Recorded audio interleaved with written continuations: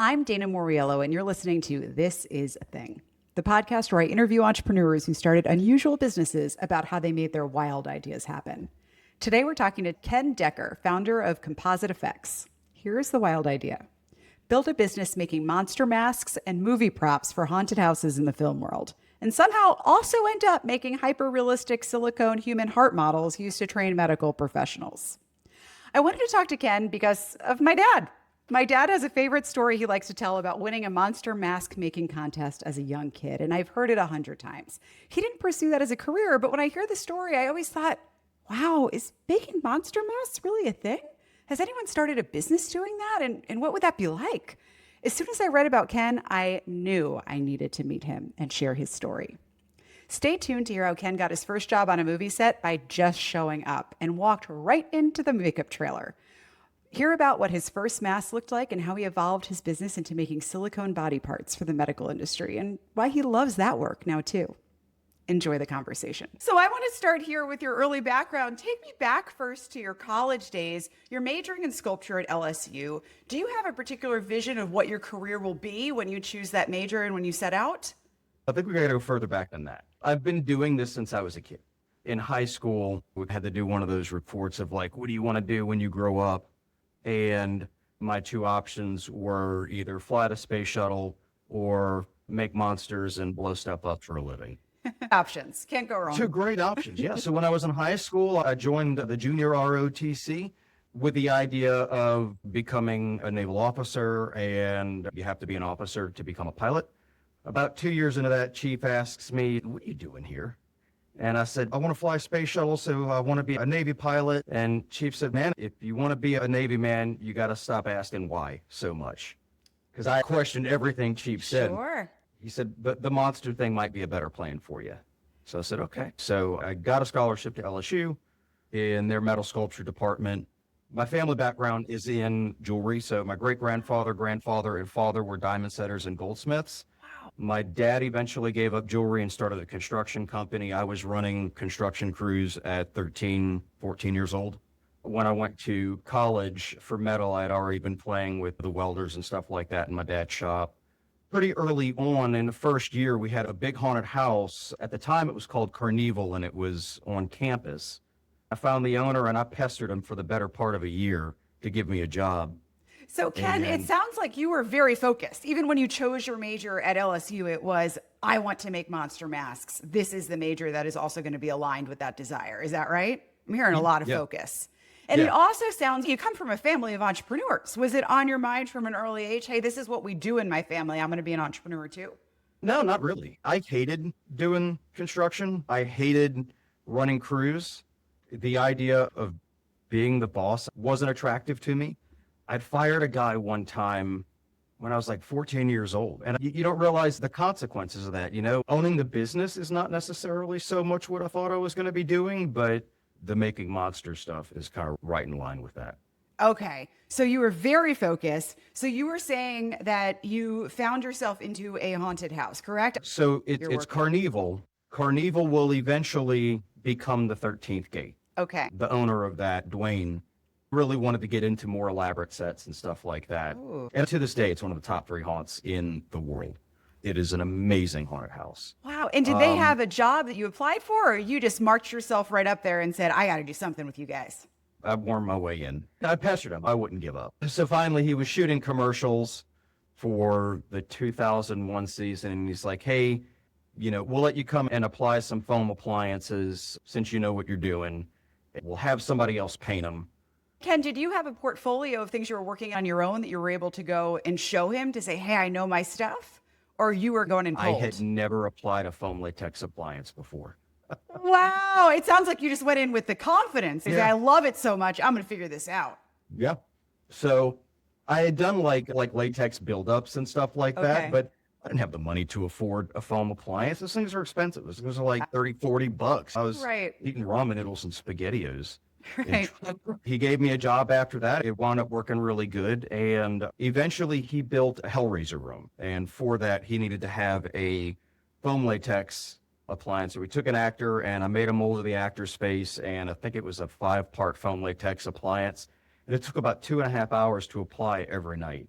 Wow. And are you teaching yourself on the job how to do all of these things? It sounds like you just fast Mhm. forwarded from I've never touched foam to all of a sudden I'm building this huge appliance.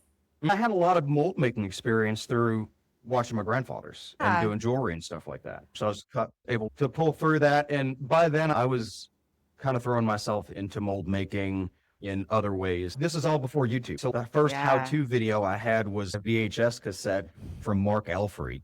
Man, I watched that thing over and over again and stumbled through, but it worked out. The makeup looked great. Dwayne came to me the next year and he's like, we got to figure out a better way for next year. The 2.5 hours to put it on, an hour to take it off every night, that's too much. So I'm working with some softer rubbers for jewelry class. Let me see if I can use this rubber to make a mask. Just so I understand, why did the owner think it was a problem that it took 2.5 hours to take it on and off? Because he had one makeup artist that was doing work on one actor for 2.5 hours versus Oh, one I makeup artist see. doing work on a bunch of other actors I during see. that time. So you were in demand. You needed you and the team in other places. You couldn't be spending all your time. Now I understand. Okay, so Right, this is yeah. a real problem he wants a solution to. It's an efficiency problem. Yeah. So I said, all right, I'll try it and I'll make a mask. And at the time, my studio was my living room, my apartment. I hobbled my way through it, figured out, tried some stuff. The first one was a success, and this is it. No so kidding. that was in 2004, I think. Yeah. And when you say it was a so- success, what did that mean? I mean, it came out. This is the first pull. I've only ever made 2 pulls out of that mold. This is the first pull. Wow. So yeah, it worked. And Dwayne was so impressed by it. He said, you got to market this. This is something that other haunts will want to buy. You're onto something. Oh. And was he the one who gave you that idea? Were you thinking that before he said it, or he's the one who really put that thought in your head? He's the one that put the thought in my head. Interesting. And I said, Dwayne, I'll have to charge like $400 a pop for these things. Haunts aren't going to pay that. He's like, I will. Oh, okay. You're your first customer right there. So Right. what is the next thing you do after he says it could be a business? You say, yes, I'm on it. I'm going to make this a business now, or is there some concerns? I said, yeah, right. No, that's not okay. Okay, so you don't act Nobody's on going to it. spend that amount of money for that type of thing. Interesting. So even though he's telling you he will spend that money, you're still incredulous. You're not ready to act on this. Yeah, no, not yet. Okay, so time goes by. I was still a few years away from getting my degree. At the time, I was You're a working in a busy metal guy. shop full time, Okay. doing like decorative metal work and stuff like that, like railings and architectural pieces and stuff. Oh, wow. And how are you And- feeling about that work? Does that feel like this is just to pay the bills, or that's also creatively fulfilling, interesting work for you? It was definitely fulfilling. I loved Okay, it. great. I loved going and getting dirty all the time, and I could never touch a white piece of paper. The teachers could always tell which papers were mine because they had black fingerprints all over them. Because no matter how much you wash your hands, you can never get that, It's not going that on. metal stuff off of your hands. Sounds like you have a portfolio of multiple things you like at that time. What a gift. You're working at the haunt, which you like. You're in school. You're working in the metal shop. It sounds like these are all kind of things you enjoy in this portfolio, nothing you're running away from or trying to find an alternative to. So the metal shop wound up being a part of the big break, right? Uh-huh. Then 5, Louisiana starts bringing in some tax credits. Okay. And the film industry is starting to come into Louisiana. And they start shooting this movie called The Reaping with Hilary Swank. And one day they've got their makeup trailers and stuff set up next to the apartments where I'm living in this parking lot. So I'm walking around and I'm just kind of like walking into the makeup trailer. I like this trend of you just walking into places you want to be. This is a through line of That's how this. you gotta do it. So the makeup artist, she sees me but doesn't think twice about it. And then finally she's like, are you waiting to get makeup? And I'm like, no. Yeah. And she's like, who are you? And I'm like, I am nobody. I said, I'm interested in this and I'm curious on how it goes down. I'd love to observe. If you need me to leave, I'll leave, no protest. But if you let me stay, I'll stay out of your way. And she let me stay. So I got to hang out in the makeup trailer. That production had also rented an old Walmart down the street from me. And so I went over there and figured out where the effects shop was. So I went and talked to the effects guys and I said, hey guys, I'd really love to see about getting on the set. How do I work here? And the first guy I talked to sent me to another guy who sent me to another guy who sent me back to the first guy I talked to. And it was just this big rounded around thing for about 2 weeks. And I was kind of starting to aggravate people. They're like, look, kid, this is a union film. You're not in the union. You can't be on this thing. Get lost. I could picture it. So I got lost. So, all right, I don't want to ruffle feathers too early in the game. So a couple weeks go by and I get this call from the head of the effects department. And he says, I was just standing in line at a hardware store asking if you knew anybody or knew where I could get like molding rubber and stuff like that. We got some molds that we need to make. And he gave me your number. That guy that he talked to was one of the guys that was renting space in the metal shop that I was working in. My goodness, how fortuitous. So I'm talking to the guys and I said, look, I said, you know, they're telling me about what they need. And I said, look, it really doesn't sound like you guys are set up for mold making. I've got a shop that does mold making. I have all the rubber that you need. How about I just make the molds and bring it to you? When you say you have a shop that does mold making, you mean at your metalworking job, you set aside part of that as a studio for yourself to make molds? No, you just made it up. I didn't have any rubber. Get out. No, I'm having that 20 on a bluff check. So I'm walking out of there. He's like, I'll see you in 2 weeks. I said, cool. I'm walking out of there thinking, what did I just do? If I drop this ball, I'm done. This is it. I call my boss at the metal shop. I explain to him what's going on. I max out my credit cards, ordering rubber, getting stuff in overnight. I had already had a relationship with some of these people. I'd worked with a lot of these rubbers before, so I was confident in my ability to do this thing. You know, it wasn't like I didn't know what I was doing. Because you're at the haunted house this whole time continuing to practice your skills? Yeah, and mostly working on my own stuff. So like I'm doing like molds, making like concrete gargoyles and just doing all of my own stuff. I see. Okay, so your portfolio is building. When you first started, you didn't have, but by this point, you have a rich portfolio of a lot of things. I've Got got something to show for it. So 2 weeks goes by, I bring them all the stuff and they're thrilled. It does exactly what it needs to do. And then later that week, I get a call from the foreman and he says, hey, we just got handed a bunch of work. The production just did a bunch of changes.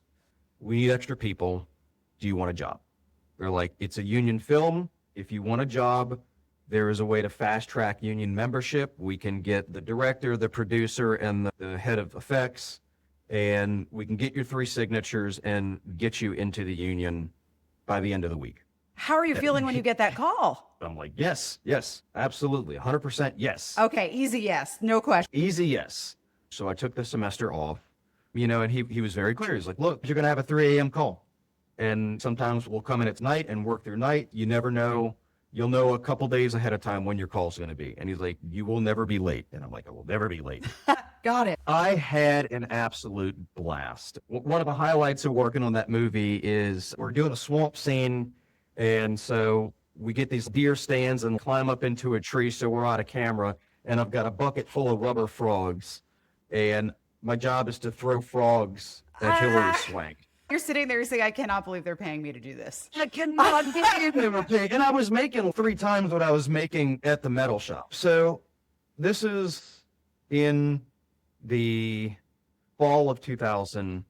They invited me to go out to Hollywood and come check out what they were doing out there. And they were going to put a good word in for me and whatnot. Because by then I had demonstrated that I was competent. I was helping in the metal fab shop and stuff like that. So I had all these skill sets that were applicable to everything an effects department does. I loved learning. I loved figuring out new things. The challenge was the fun part. So they invite me to go out to Hollywood, and I'm only out there for a couple of weeks. I'm just saying hi, and I'm going to talk to other companies. I meet with some folks over at Henson Studios. I meet with some folks over at ILM and a couple of other places. And everybody's after looking at the portfolio and giving the references that I was giving these guys, because these guys are a big deal in Hollywood. Everybody's like, yes, absolutely. If you want to come out here and work, we'd love to have you. At this point, I said, okay, well, look, I still need to finish college. I want to finish the degree. I'm 1 semester away from graduating. So let me go back and finish my degree. So they say, okay. I go back. I'm talking to a buddy of mine because he was planning on doing the same thing that I was planning on doing. Okay. And I said, man, it was a lot easier to get into these studios than I thought it would be. I think that's always an arrow that's in the quiver. I said, but the film industry here doesn't have any brick and mortar prop houses. I said, what about you and I start a business? We could make these props. Dwayne's been telling me for the last year that I should sell these masks and that haunts will buy them. He's been doing this for a long time, so I'll trust him on that. We could use that to fill the gap a little bit.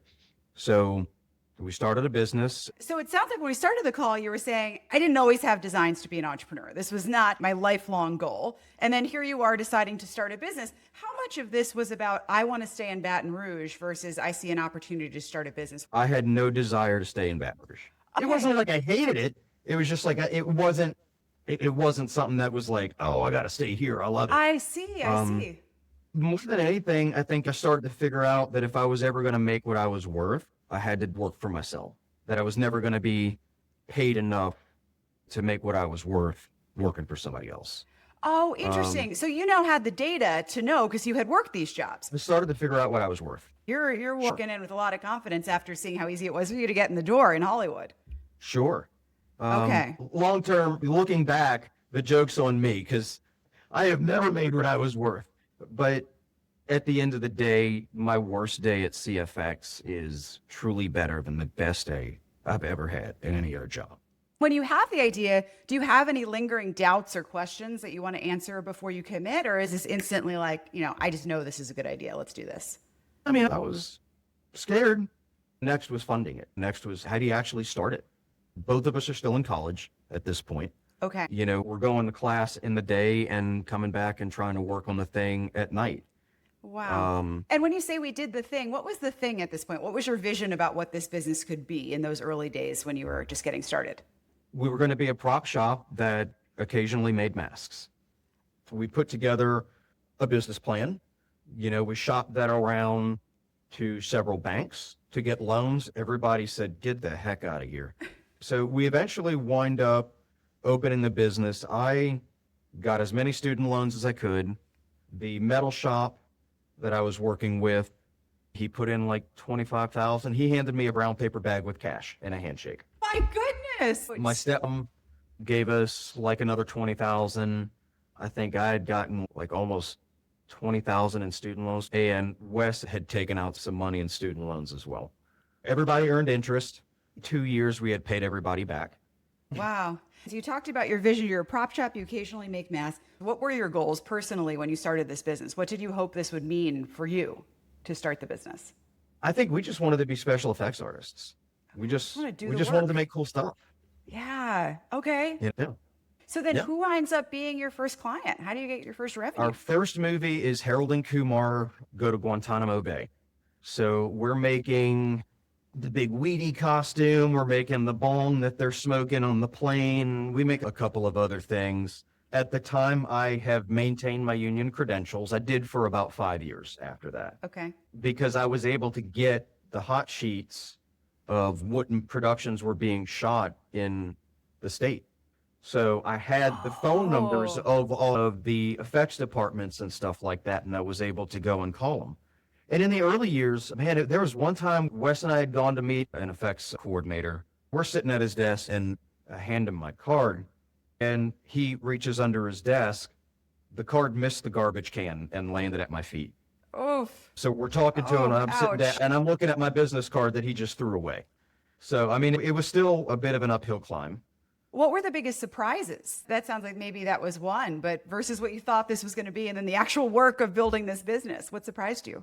The biggest surprise happened when Facebook came out. We did our first trade show in the haunt industry in 2007, an event called Transworld. And that's where all of the big haunted houses in the world go to buy the cool animatronics and the makeup stuff and the paints and the set panels and the fog juice and all of that kind of stuff. We go there with 3 masks. They look terrible. They're nothing like our masks look today. Oh, I love it. I imagine at the time you're proud of these masks. It's only in retrospect. Oh, yeah, we're so proud. And we've got no idea how to paint silicone. In the early days, our paint mix was silicone caulk that you'd buy at a hardware store, and we mixed in oil paints, thinned it down with white gas, Coleman cooking stove fuel. Wow. And we made it work. So we sell some masks to the haunts. Surprises the heck out of us. We made enough to pay for going to the show. And then we have the haunt season that year. And then we start getting calls from people. just actors. Hey, can we buy one of those masks? We're like, man, what the heck is happening? And we figure it out. It's on Facebook. People are having a fun time and sharing what they're doing on Facebook. Oh, that And makes that's sense. our publicity. That makes sense. Very Um, shareable. So then we start selling masks out to just cosplayers, people dressing up and stuff like that. And very quickly, we become a mask company that occasionally makes props. Interesting. It sounds like this is an organic pivot that's led by customer demand. It This is. We had no okay. idea it was going to go that direction. Okay. And how are you had feeling no idea about that's where it that? was going to go. Were you happy with that pivot at the time? You set out to do something different. How did you feel about this change? That's where it started to become nervous because we started to have to hire other people. We couldn't do everything that we needed to do with just Wes and I. So in 2008, we hire our first employee. By 2010, I think we've got 4 employees. 2014, I think we were at close to 28 people. Wow. One day I get a call from a guy that is just crying. And he's like, I just want to call and thank you guys. I bought an old man mask from you a couple of months ago. And it came in, and he said he just went and checked his mailbox for the first time in 5 years. He was in a bad car accident and had significant burns, had a lot of disfigure. His family had left him. They just couldn't take it. We changed his life. You know? Oh my gosh. So then we said, okay, that's a thing. So You didn't that's a see thing. that coming, I imagine. Yeah, no, was a did not surprise? see that coming. Wow. So then we create a line of natural human masks, and we open another subsidiary to the company called Dermal Synthetics. And we're marketing these masks as just something that burn survivors can use to go out in public. And is that an immediate decision after getting this one message from Absolutely. this gentleman? Yeah. Okay, so you Yeah, didn't need that any more day- convincing. That day made that decision. Wow. Wow. Yeah. Never really wound up getting a lot of traction. We got in touch with some burn units and stuff like that. And their thing was always, we don't really want to push masks. We want to push people becoming comfortable with who they are and where they are in life. Fair enough. We only sold a couple of masks through Dermal Synthetics. So CFX just wound up absorbing the Dermal Synthetics line, and we shut that down. Yep. But in doing that, we had let our rubber suppliers over at Smooth On know that we were trying to do this. And it kind of had a little bit to do with the medical industry. So then they got a call from somebody that was developing a medical tool or a surgical tool, and he needed hearts to demonstrate how his tool did this heart procedure. And he wanted it to look realistic, and they recommended us. So he came to us, interesting. and we make round of hearts. So it sounds like there's a couple moments where you're just staying open to what the universe is telling you. You're listening to your customers, and if they want something, you have the skills, you have the resources. Say, okay, if that's what you want, let's give us a try. We say yes and then figure out how to do it. But We make these hearts, and then we start getting calls from other companies. So then very quickly, we start to become a company now that's making these medical simulators. So somebody comes to us as a silicone expert, and it might be a skin covering for a mannequin or a patient simulator. It might be a fake organ to do a surgery on. We do a lot of anatomically correct parts for catheterization simulators and stuff like that. Oh, We just how recently interesting. did a really, really awesome project. It's to train mammography technicians.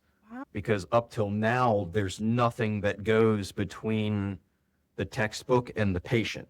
So you come out of tech school and you immediately start dealing with real people and patients. oh my gosh, thank you on behalf of someone who gets mammograms for training people who do that procedure. Has this become a large part of your business? Yeah.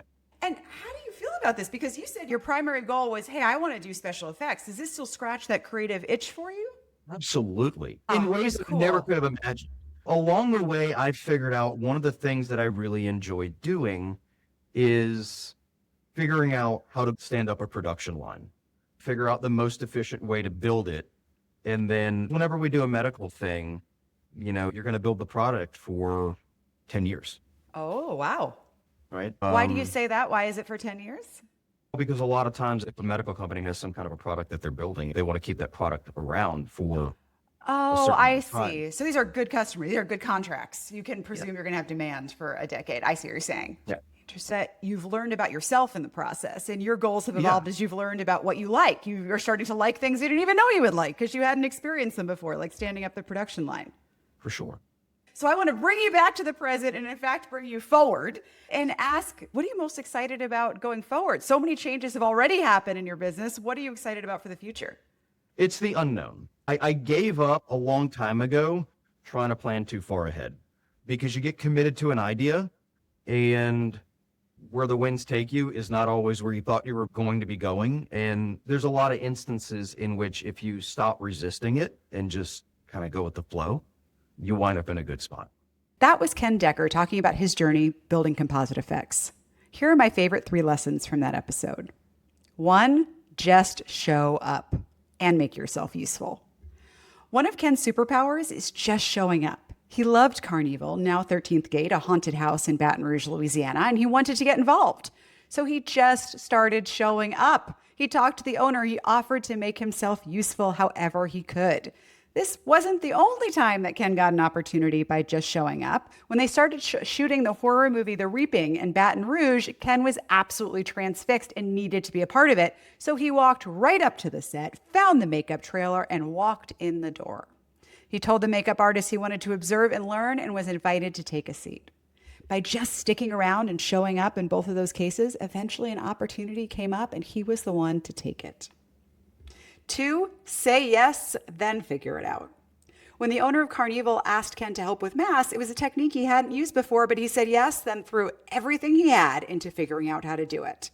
And when the team at The Reaping needed a mold made and rubber mask poured, he gave them an enthusiastic yes, and then figured out how to get the materials he needed and borrowed space and tools from the metal shop he was working at to get it done. Finally, number 3, stay flexible to meet your customers' needs. Ken intended to start a prop shop that occasionally made masks, and then customers started sharing photos of themselves wearing his masks on Facebook, and his phone would not stop ringing with people looking for masks. They quickly became a mask shop that occasionally made props. And then, fast forward, one day later, he got a call from a medical device manufacturer who needed someone to make silicone human heart models for training, and Ken gave them an enthusiastic, yes, we will do it.